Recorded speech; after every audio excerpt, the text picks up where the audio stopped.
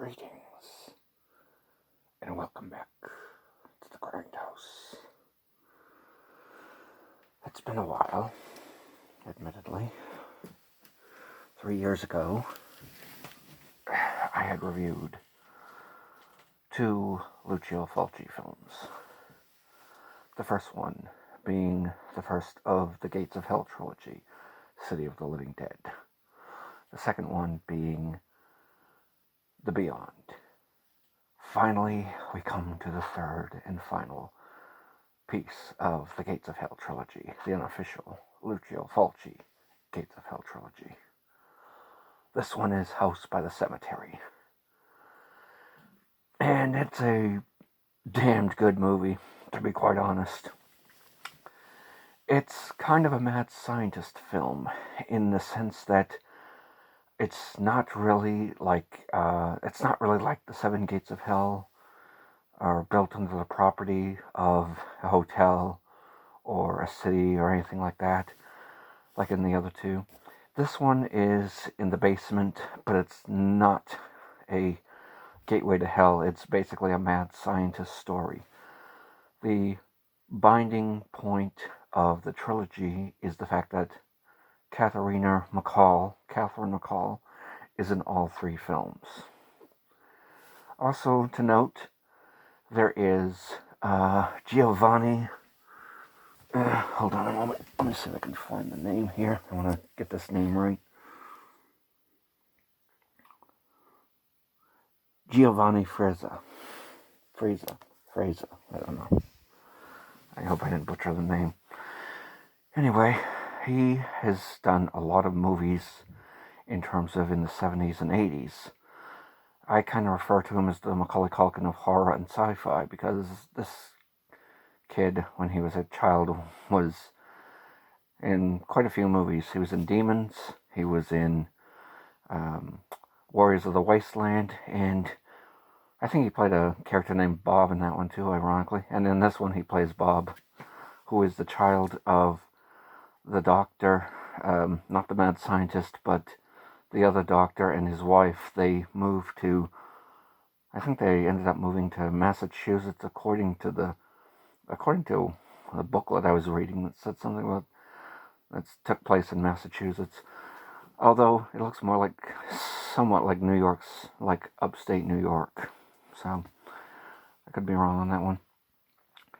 Anyway, suffice it to say, they move from the city to more or less the countryside, and they find this house. Of course, it's by the cemetery, and in the basement is this mad scientist, Dr. Freudstein. It turns out that he has had a wife and daughter. The little girl in the story, May, is the little girl that always appears to Bob. It's kind of like The Shining with Tony and Danny. A lot of people say this took some, bits from The Shining to make this film. Overall, it wasn't the father didn't go insane or anything like that. It's basically the mad scientist is in the basement. He performed all these human experiments to keep himself alive. By the end of the film, this guy is a walking corpse. Kind of like Dr. Satan from House of a Thousand Corpses, or maybe like Earl, the character with the gas mask at the end there. So it's kind of on that idea. The gore effects in this movie are fantastic. This was way before CGI. This was I don't know, I'm guessing a couple gallons or so of blood. Fake blood, I assume, but still. Very, very gory.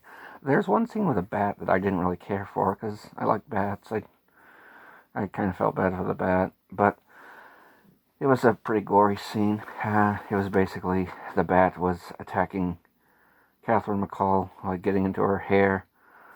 Thankfully she didn't pull an Ozzy Osbourne and bite the head off or anything, but still. In any event, the movie is definitely a hard R. I think I've actually got this version. I'm not sure, but I think I've actually got this version, like a PG version. Because I know I've probably got at least one edited copy of it somewhere. Haven't really seen it in a while, but I did like this film. It definitely rounds out the trilogy. If you're a Lucio Fulci fan, you're gonna like this film. It's really good. It's dark. It's very kind of like gothic, but not like Mario Bava gothic. But it definitely has some decent bloodletting, a really good decapitation scene with the babysitter. But I don't want to give away too much. Let's just say that, Brother Ted, for those of you who have heard of him, Brother Ted does the narration for the trailer. And this guy's just got one of those made-for-radio voices. And he's just like screaming out the title at the end, which is pretty funny. But in any event, this was definitely a very gory film, but still a good one. In any event, definitely one for the Fulci collectors.